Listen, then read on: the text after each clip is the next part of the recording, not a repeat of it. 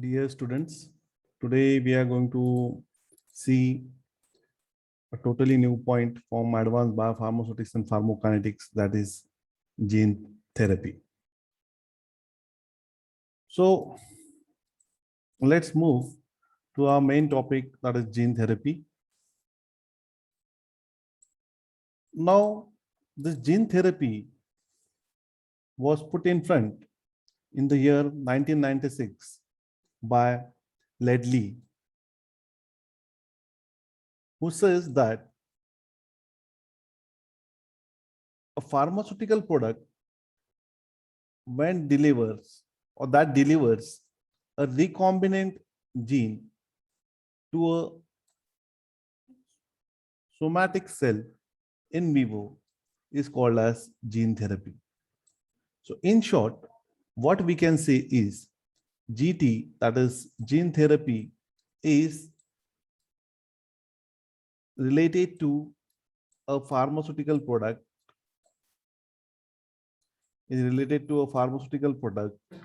which will deliver a gene. It will deliver a gene, that is mainly it will be from the recombinant, prepared by recombinant DNA technique, and this gene will be delivered to which cells? It will be delivered to the somatic cells in vivo. So this is the definition which is put in front by Ledley with respect to the gene therapy. Now, when we deliver this recombinant gene to a somatic cell in vivo, this gene within the patient cell will produce a protein.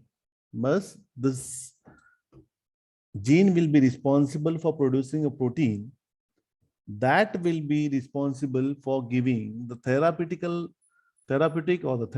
benefits to the patient.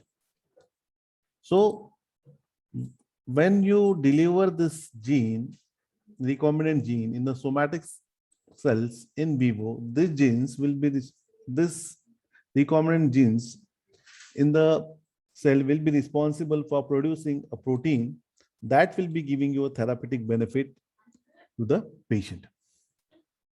Now, the therapeutical approach which is used in the gene therapy is often the restoration of the defective biological function within the cell, or to enhance the existing function such as immunity. So the therapeutical approach which are used in the gene therapy, it can be either to restore a defective biological function where a particular gene is deficient, or enhancing the existing functions such as immunity. And normally the areas in which the gene therapy is mainly used is in the treatment or prevention of the inherited disorders and the cancers. So this is a short introduction of gene therapy. Now the point which we have to keep in our mind is that gene therapy, it talks about delivering a recombinant gene to a somatic cell in vivo. Now let me change my screen and come to an different screen where I want to show you something which is okay. I hope you can see the screen, which is talking about doctors of the future will no longer treat with medicines. So this is the quote which is given by Thomas Edison. So this is a special edition given in the Times magazine, which says that the future of the medicine will be with respect to the genetically designed genes, we can say. That is, will be with the help of genetic engineering. So what an amazing time to be a doctor. So this is an anonymous statement which is given over here. So This slide speaks a lot. So in future, many of the diseases will be treated by the gene therapy. Now let's try to explore these things in detail one by one.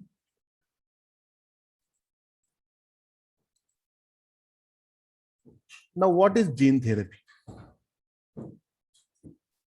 There are a lot of questions which will strike to our mind when we talk about what is gene therapy or why we have to use this gene therapy. So the big question mark in front of the structure of a DNA, and why, when and why we have to use this with respect to the already available conventional therapies. Now, in the earlier part, we have already seen what is gene therapy. So gene therapy is nothing but it is a delivery of a recombinant gene into a somatic cell in vivo, which will be responsible for treating or preventing a disease. Now let's see the main difference between the conventional and the gene therapy which are available with us. Now in reality, there are patients with a hereditary or genetic disorders. So these patients often, after diagnosis, live their lives on a daily spoonful of medicines. Now, suppose if a patient is diagnosed with an hereditary or diagnostic disease, as per the conventional way, they have to take these medicines as that we take our food on a daily basis. So this becomes a burden to the patient. Now let's try to compare what is the main difference between a gene therapy and a conventional therapy. Now, when we talk about specifically about the gene therapy, gene therapy is, we can say it is a curative one. It is a cure. And when we talk about the conventional therapies, it can be symptomatic or palliative treatment. Gene therapy also will give you a permanent effect. No effect once a drug is stopped. Here, this will not be seen in gene therapy. Then, new gene is inherited when we give a treatment with gene therapy to the patient. Now, disease is inherited over here. And whenever a person is treated with the help of gene therapy, there is a sense of well-being. That is, I am a normal. And when we treat a patient with conventional therapy, there is a constant reminder, that is, I have a disease. So we can say in a nutshell that gene therapy is a curative therapy which will give you a permanent effect, and where you go and inherit a new gene into a patient, and a patient will be having a sense of normality in his living. And at the end, we can say that is a hope in living a normal life is provided with the help of gene therapy. And when we talk in terms of conventional therapy, maybe it will improve the quality of a life of the patient.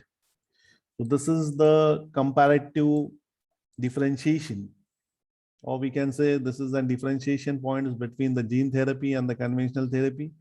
Now let's try to understand some basic concept before we go and see this gene therapy in detail. Now, when we talk about the human genome, so this human genome, we know it consists of the genetic code, which is found in the DNA of the 23 chromosomes pair of the Homo sapiens. Now, Homo sapiens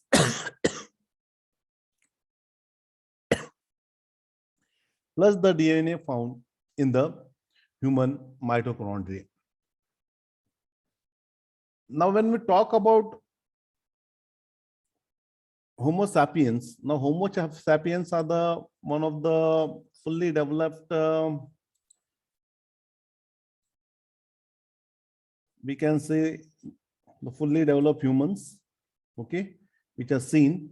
Okay, so in Homo sapiens, we have 23 pairs of chromosomes plus the DNA which is found in the human mitochondria.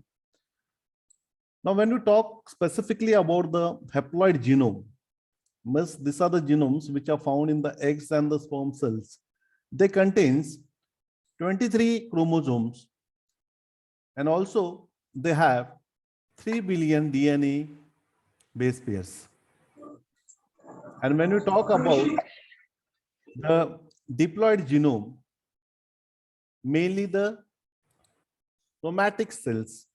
Now, these somatic cells, they also have, just a minute. The somatic cells, they also have 23 chromosomal, that is chromosome pairs, but there is a difference between the DNA base pairs. So they have 6 billion DNA base pair. So if you compare this with that of the haploid genome, it is double with respect to the DNA base pairs which are present into this diploid genome. Now moving towards the, let me just again remind you what is the definition for gene therapy. Now we have seen what is gene therapy. Gene therapy, it means we are going to deliver a gene where into the somatic cells, and this gene will be what? It is a gene which is going to be prepared. Okay, so we are going to put it into this cells, that is the somatic cells, that is the diploid genomes we are going to put it, whether for treating or preventing a disease. Now let's move further.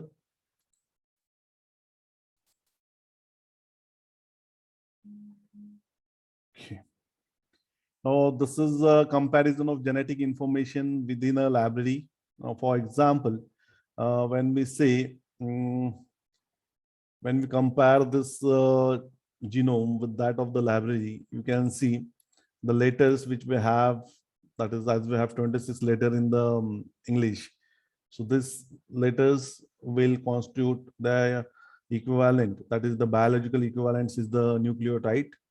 Okay, so these nucleotides are mainly responsible for formation of your genetic codes. Then the words, okay, so these words are nothing but they're just like codons. So nucleotides will be, for a group of nucleotides will be forming words, that is will be forming codon, just like a group of letters will be responsible for formation of words. Then sentences means these are the genes. So these codons come together and they form genes. Then we have a paragraph. The biological equivalent is DNA. Then the chapter, that is the chromosomes. So these chromosomes, when they come together, they will lead to formation of cells, and this cells is responsible for a formation of a whole human genome. Now, if we talk in terms of library, now the paragraph will be leading to a completion of a chapter into a book, and book will form a library. So this is a comparison with respect to library, as that with the biological equivalents for the whole genetic information which can be present in the form of library.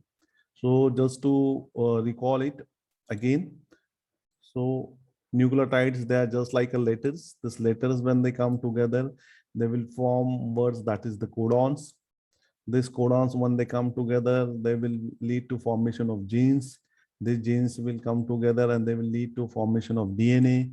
DNA will lead to formation of chromosomes, and chromosomes will lead to formation of cells, and these cells, it leads to a formation of a big whole lot of information that is called as human genome. Now let's try to understand what do you mean by the Human Genome Project. Now this The basic goal of Human Genome Project was to map the whole human genome. The base pair order of the 24 chromosomes was to be determined. Now, the planning for the human genome started in the year 1984 and this launched in the year 1990 and was completed in the year 2003. And some of the important facts or the highlights we can see for the Human Genome Project, which took nearly 13 years for completion. It includes, it can be used to reduce or replace the genes that are defective or missing in a genetic disorder, diseases or disorders. Or it is also helpful to predict how a patient will respond to a particular treatment based on its genetic profile. So these are the two important things or highlights which we can say, which we can, which after the completion of the whole human genome project was, firstly, it can help to reduce,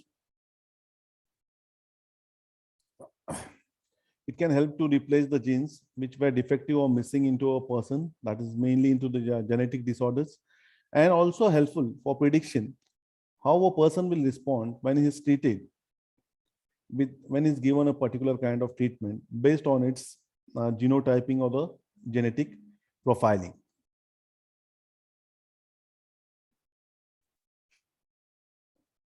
Now let's come to our main discussion again, that is gene therapy. Now already we have seen a definition which I have told you. Now what it says, when we talk about gene therapy is refers to a pharmaceutical products that delivers a recombinant gene to a somatic cell in vivo. Fine. Now,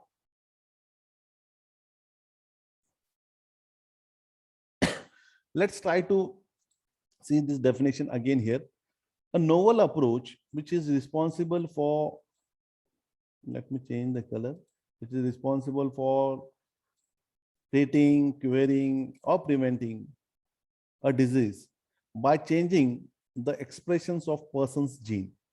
It means what? If you want to put it into other words, let me come over here.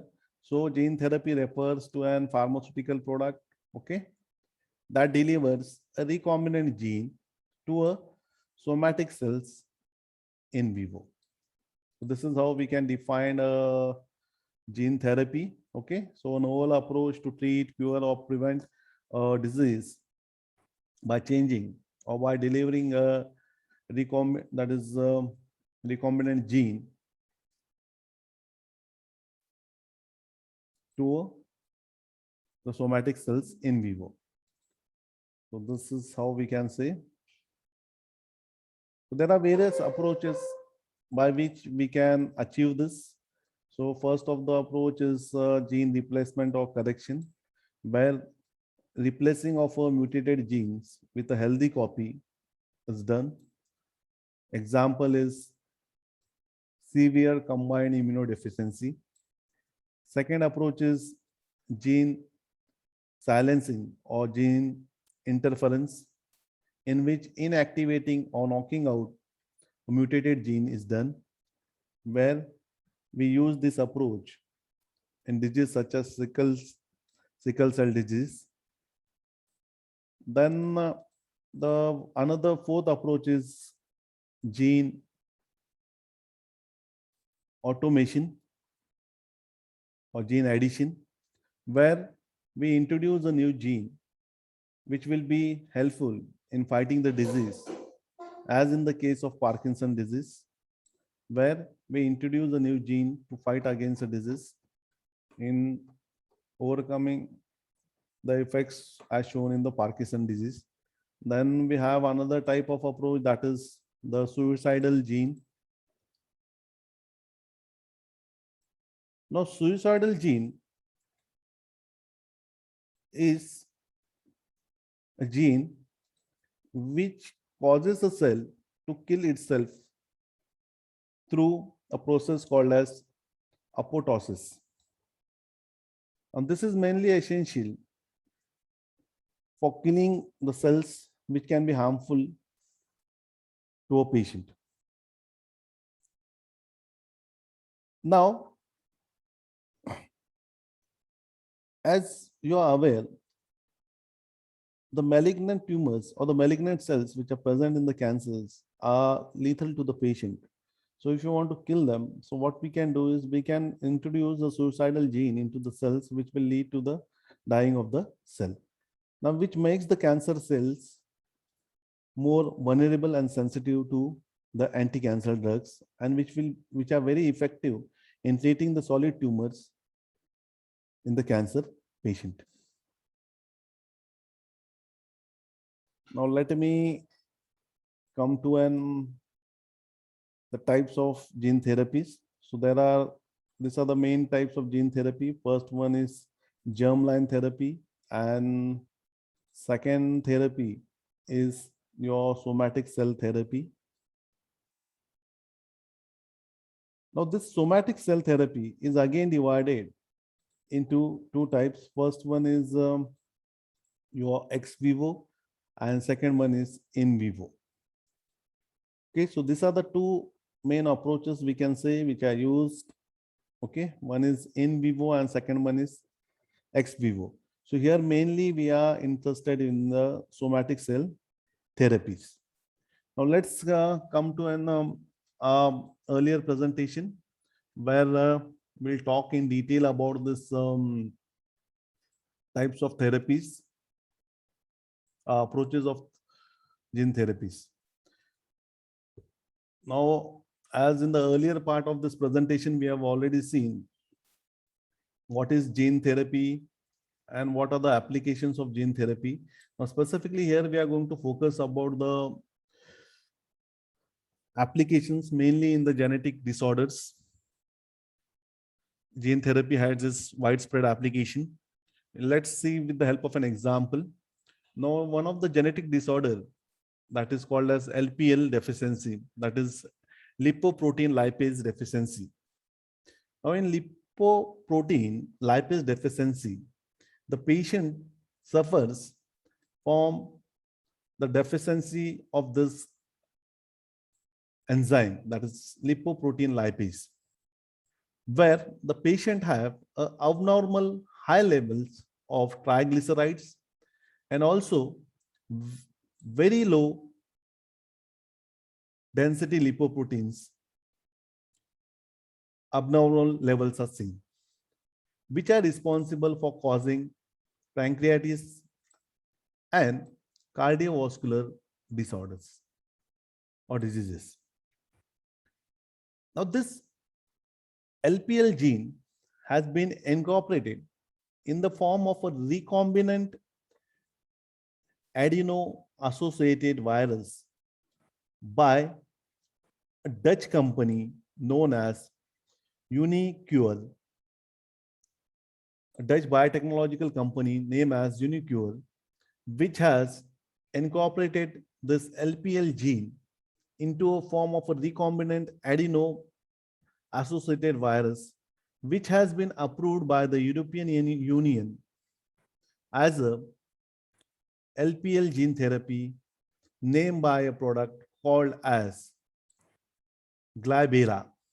Now, this is an example where we can see we have an approved product for the LPL gene by the European Unions, and we can use this in genetic disorder. Now, this drug is now already launched into the United States. Now, coming to the next points. So we have seen that is what is gene therapy. Now, there are certain challenges which this gene therapy has to face. Okay, so let's discuss them in short. What are the challenges which gene therapy has to face? Now, we have certain products which are approved in the European Union as well as in US, where gene therapy products are approved, but still they have to face several challenges. Now, which are those several challenges? Let us see them one by one. The challenges include firstly, gene delivery. Now, the manner in which the gene is going to be delivered into the somatic cells is a very important aspect for being gene therapy successful. So one of the major challenges to how to deliver this gene into the somatic cells. Then, even though if you are delivering this into the somatic cell, whether the concentration or the amount of the gene which we are going to incorporate into the somatic cells, whether it is sufficient or not, this also remains another challenge in gene therapy. Then what will be the duration of a stable gene expression? So whatever the expressions with the gene which you have incorporated into the somatic cells, whether that duration will be for a longer period or whether you have to again insert the same gene by a suitable delivery method. And last, but which is an important one, that is the safety. So whenever you deliver this gene in the form of gene therapy, we have to assure that it is safer. So if safety is not maintained for the gene therapy, then again, it becomes a challenge in front of a person who's going to formulate this gene product. Now, because the gene in gene coding, whatever the therapeutic protein, which is also known by a name called as transgene, it should also contain gene control regions,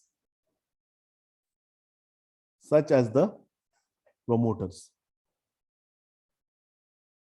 Now, the actual rDNA, that is recombinant DNA, to be delivered to the cell nucleus can easily be of this size, that is 10 to 20 kilobases in size.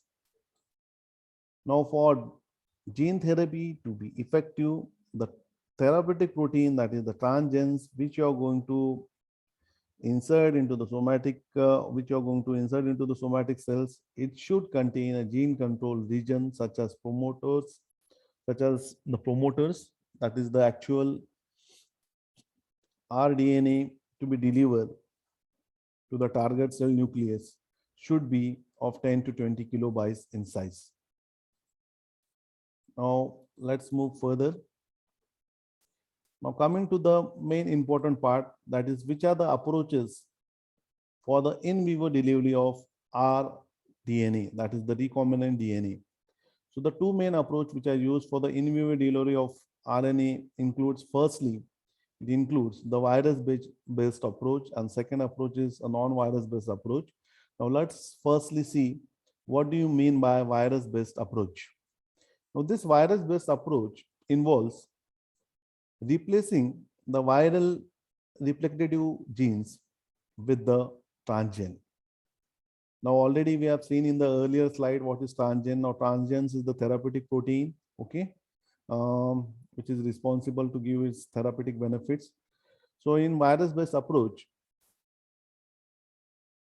in this approach, the replacement of viral replicative genes is done with the transgene and then packing this rDNA into a viral particle. The recombinant virus then infect the target cell and the transgene is expressed through, though the virus is not capable of replicating. So what happens over here is, now we know that in virus-based approach, what we have done, we have replaced the viral replicative genes with that of the transgenes and then packed this rDNA into a viral particle. Now the replaced transgene, that is the recombinant virus, then infect the target cells and then the transgene is expressed, but the virus is not capable of replicating over here. Now both, be it the retrovirus or RNA virus, they have the ability to permanently insert their genes into the chromosomes of the host cells. And the DNA virus, which remains outside the host chromosome, have been used successfully in the viral gene delivery. Now, most of the gene therapies which has been for which the trials has been going on worldwide involves the use of such a kind of viral delivery systems. Now let's go and see the second type of approach which is used for delivering of rDNA. Now, in the earlier slide, we have discussed about the viral delivery system, which is also called as vectors delivery system. Now let's see in detail about the non-viral approach, which is the second approach which is used for in vivo delivery of rDNA. Now it has this non-viral approach has been used with some success for the in vivo delivery of genes.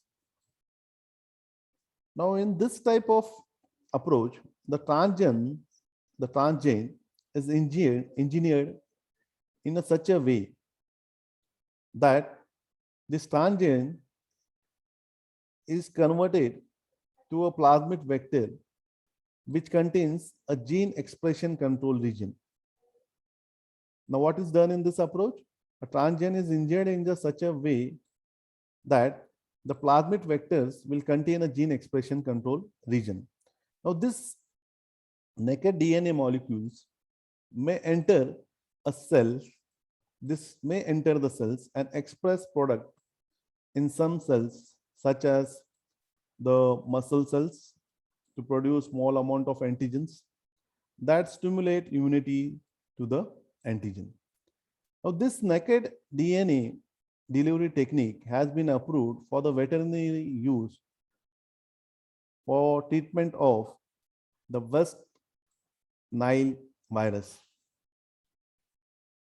However, usually either polymeric nanoparticles or lipid drug delivery systems are required in most of the cells to produce this measurable level of the transgene's expression when we use non-viral approach. Such vesicles or particles result in the intracellular delivery of a DNA to a cells. So this is the unique feature of non-viral approach. So when you deliver this in the form of polymeric nanoparticles or drug delivery, that is lipoidal drug delivery system, the particles result in the intracellular delivery of DNA to the cells. Now let's talk about an alternative method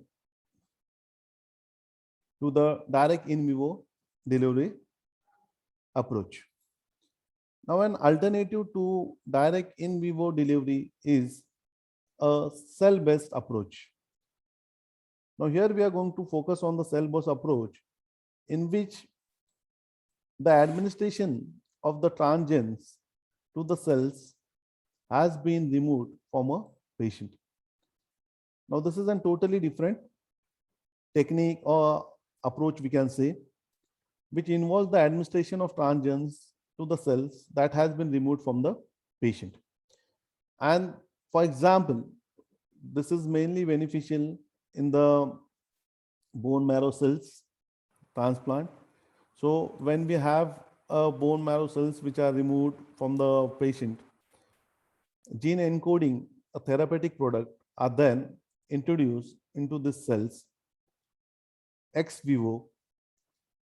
So what we are going to do in a patient where we have already removed the bone marrow cells, okay, genes which have an encoding of a therapeutic product into them are introduced into the cells ex vivo, means outside, using a viral or non-viral delivery system. So any of the systems which we have seen earlier, and then the cells are returned into the patient. And this has an advantage. The advantage of this ex vivo approach is that whatever the systemic toxicity of the virus or the non-viral drug delivery system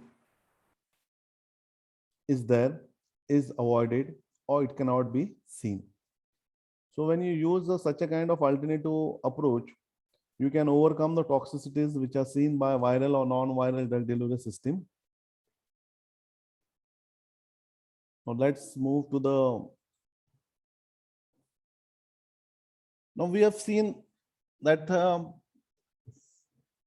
gene therapies are an important aspect, are the one of the important therapies for treating the some kind of real genetic disorders or certain types of cancers. But for a gene therapy to be effective, there are certain things which it has to fulfill. So the effective gene therapy depends on the several conditions.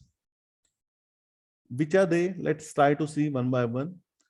So the vector must be able to enter the target cell efficiently.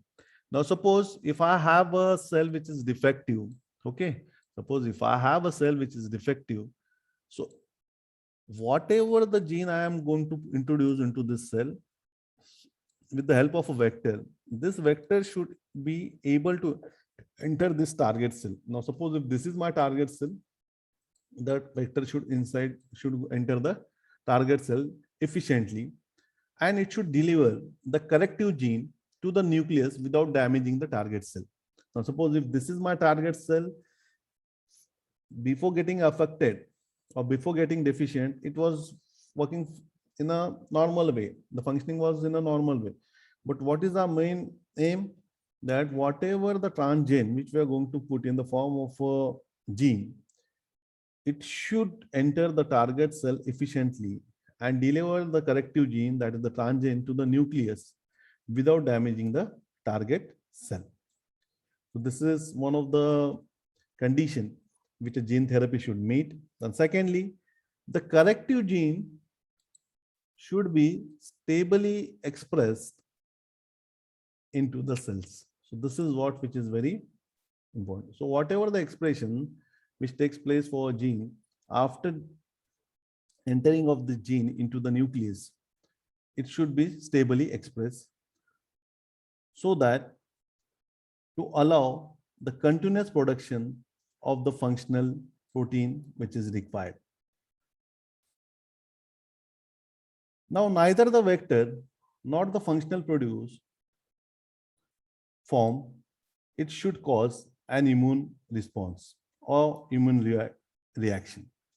So whether you're going to give in the form, so for the vector which is responsible for delivering a corrective gene into the nucleus, or the functional protein which is produced after the expression, it should not lead to the immunological response into the patient. Now, it is also difficult to control the amount of the functional protein which is produced after gene therapy, as in some of the cases you may find excess production of protein can lead to side effects. So although insignificant production is more typically observed, so there can be cases where we can have a high production of the proteins which can lead to side effects. But normally, this is not the case which is seen.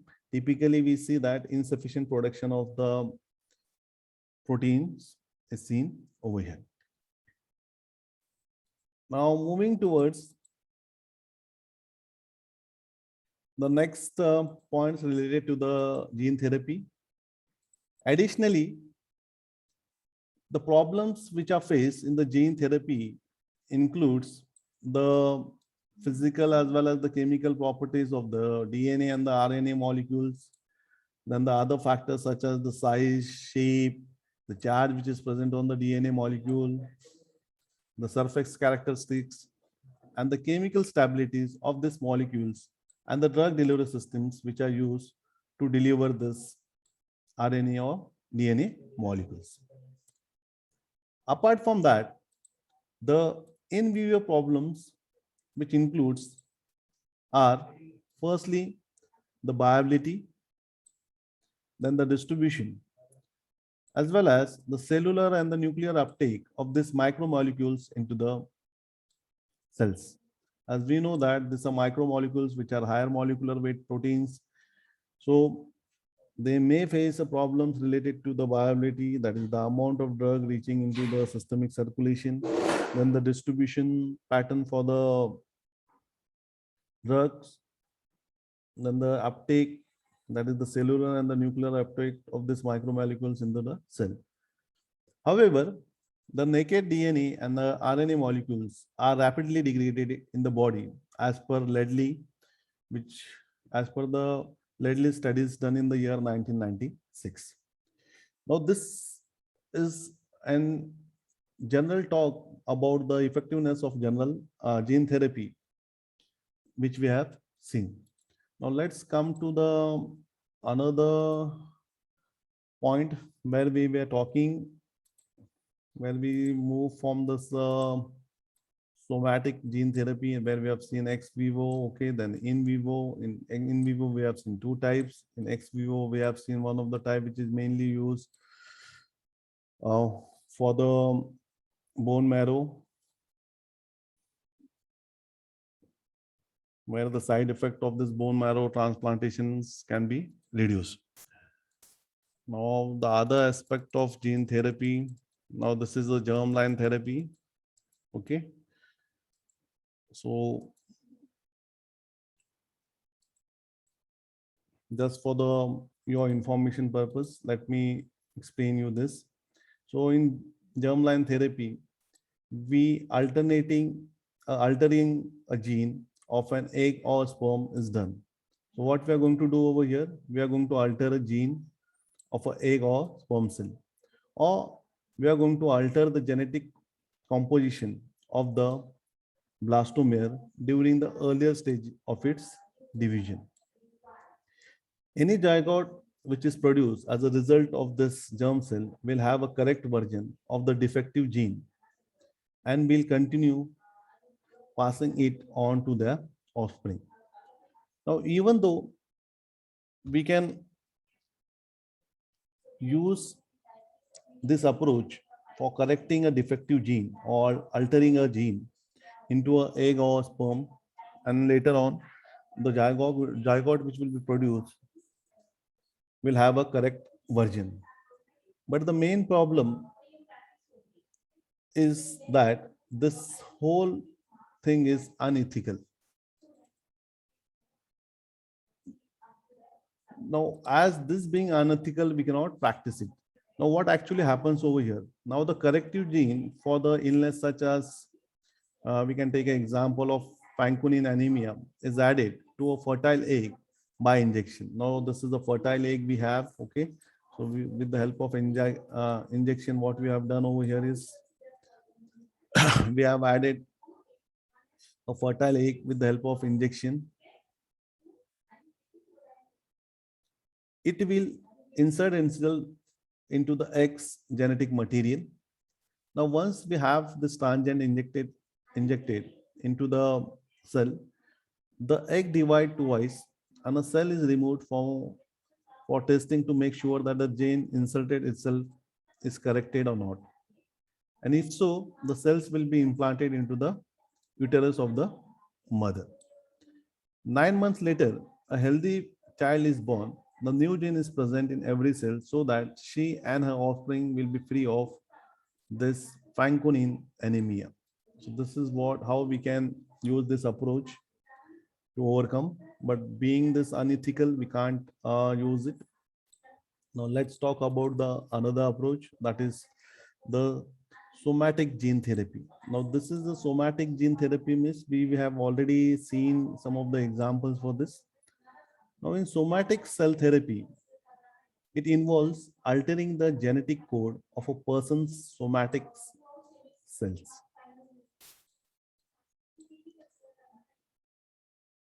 Now, inserting the therapeutic genes into the somatic cells, like, for example, we have fibroblasts, then we have myoblasts, then epithelial cells, then nerve cells, then glia cells.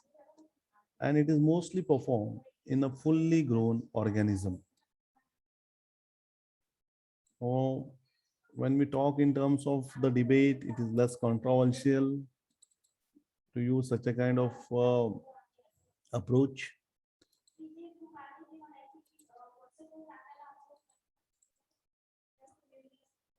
Now the gene therapy in somatic cell therapy, it includes of two types.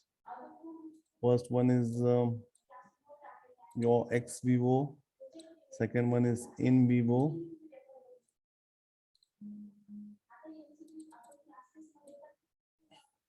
Let me explain this to you and then we'll stop over here. Now let's talk about the ex vivo approach. Now this is one of the commonest method of the two approaches. It is also called as ex vivo because the cells are treated outside the body. As you can see over here, the cells are removed and they are treated outside the body. Okay. So what we do, we remove the cells that are treated outside the body. Then their process or treatment is done on them. That is, we can say they are re-engineered or engineered, and then they are put into the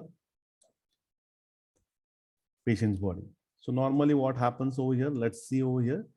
So in the first steps, the cells harvested from the patient. So cells are removed from the patient, then they are harvested. Okay. Okay.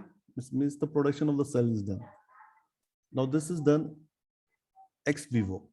So in lab, virus altered, so cannot reproduce.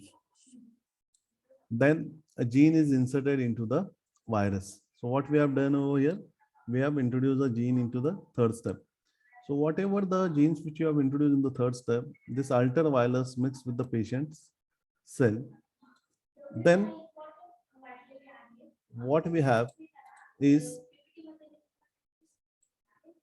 the cell becomes genetically altered. So what you have done, by inserting a gene into the virus, you have genetically altered the genetic material which is present into the cell.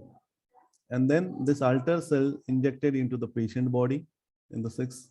And then we have the alter cell produce desired proteins which we want. So this is how this ex vivo method works for gene therapy. Now this is the second approach for somatic therapy, that is in vivo approach. It is also called as in vivo because event takes place within the patient's body. But here we have to make use of vectors. As we have seen, we use vectors such as adeno vectors, other vectors are used. Then let us try to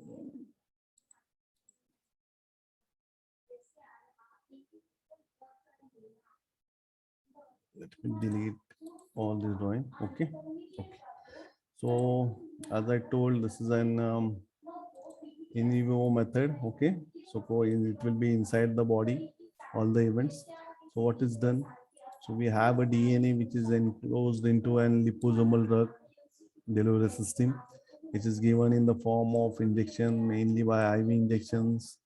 Then, or you can give into tissues. Okay. Or you can use biologic guns, specialized guns, which are used for delivering these genes into the humans. Okay. Now we have a plasmid DNA vector, or we can use a recombinant virus, so that you can introduce the gene into the somatic cells.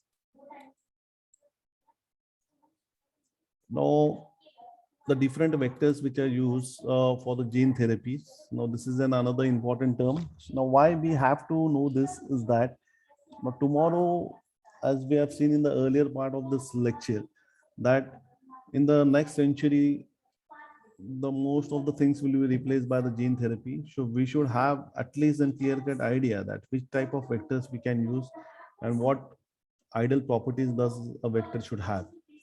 So ideal vector, it should be firstly, it should be safe. Okay. It should be transfection efficient. It should be selective. Then it should also be persistent gene transfer and unrecognized by the immune system. So even though I have listed some of the qualities or the features which an vector should have, so this is not, we can't have all these properties into a single vector. Okay, so ideal vector is yet to exist, but still one of the various conditions which it should mean is that it should be safe, it should be efficient, it should not be recognized by the immune system. Okay, whatever the gene transfer is there, it should be persistent enough. So these are some of the conditions or the qualities which it should have. Now, different types of vectors are used. Now, these vectors which are used for the gene therapies, so different carrier systems are used for the gene deliveries, such as physical, chemical, biological.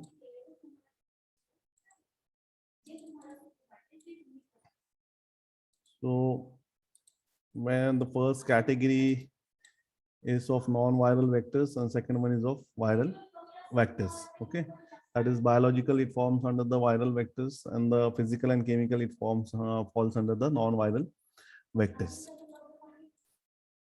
Now, when we talk about physicals, as I told you, there are certain approaches, that is gene gun, which we have already seen, which is a specialized gun where we can use these guns for the gene therapy. Then other things includes micro injections.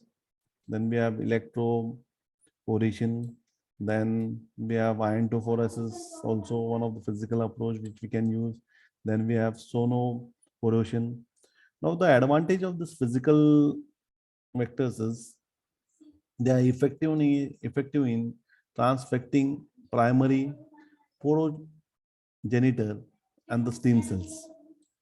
And the disadvantage includes the cell may sustain heavy trauma and initiate apoptotic mechanism.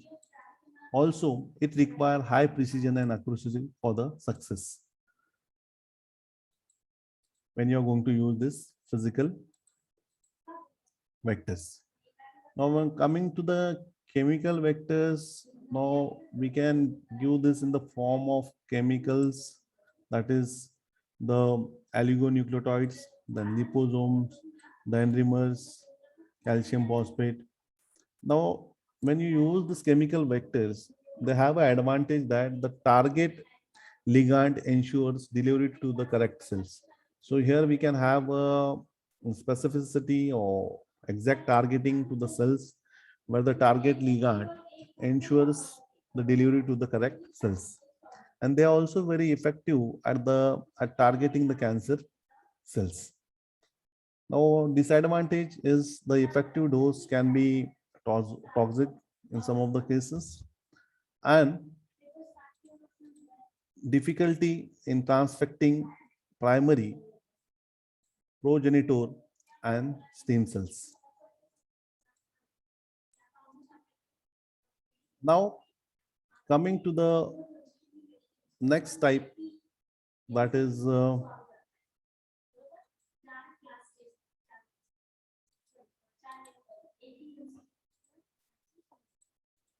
biological. Now, as I told you, some of the examples for the biological, that is the retrovirus, then we have adenovirus, then adeno-associated virus or herpes simplex virus. Now, when you use these biological vectors, they have an advantage that they integrate into the cell efficiently. And then they also have a high expression of therapeutic genes, and they have disadvantages such as it can lead to immune reactions, then may be reactive in the body, and they can also transfect the wrong cells into the patient's body. So these are some of the important things which we should know about the vectors, because these are the certain gene therapies which has been approved till date. Now, this is then chronological order where we can have this whole things in a one slide, where you can see in 1977, scientists were able to deliver the target gene into the mammalian cells. Then in the 1990s, the successful treatment was done in mice with the help of gene therapy for sickle cell disease. Then first human trial experiments were carried out in 1990s. Then we have first published articles related to gene human therapy, that is human gene therapy, again in 90s. And the first death reported due to gene therapy in 90s. Then number of diseases were successfully treated with the help of gene therapy. It increased in the 2000 era, that is in the that is in late 90s or earlier 2000 period, that is. And the first gene therapy drug introduced was in China, and they later on the focus shifted from single gene defect to multiple gene defect. Then in 2011, medical community accepted the gene therapy to be successfully treat the HIV.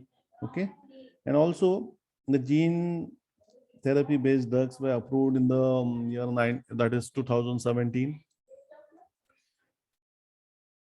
Now these are some of the gene therapy based drugs. Now let me take certain examples. Okay, so I hope you all are there. So with these examples, we'll stop and then we'll stop for the day. Is it fine? Yes, sir. Okay, so let's take an example of a drug which was approved in the year 2004. Now, the first country to introduce a gene-based drug was China. Okay, they came with a brand name that was Gendicine, which is an adenovirus P53 based gene, which is used for the treatment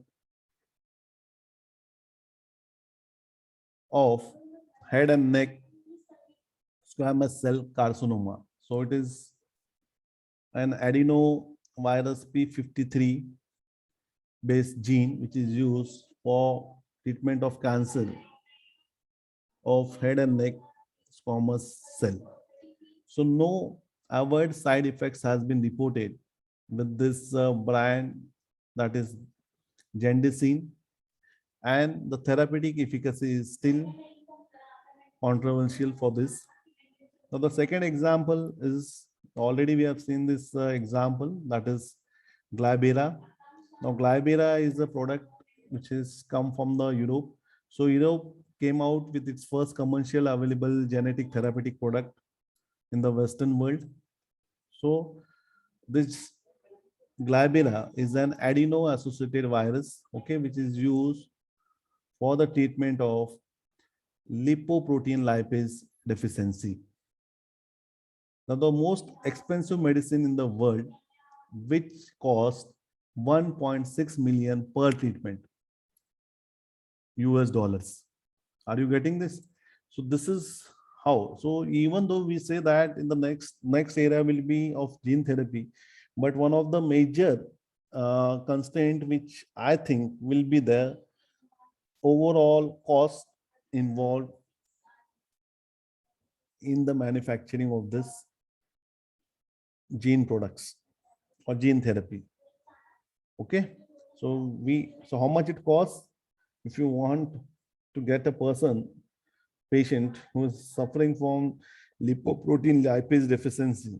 So it will cost 1.6 million US dollars. So 1.6 million multiplied by approximately 70. So that will be a cost which a person has to spend if you want to get rid from this disease. Now the another examples is of a drug which was introduced in the year 2017. The name of the drug, the trade name is Lux Turna. The generic name is Voltingen, or we can say Nipor Bovex.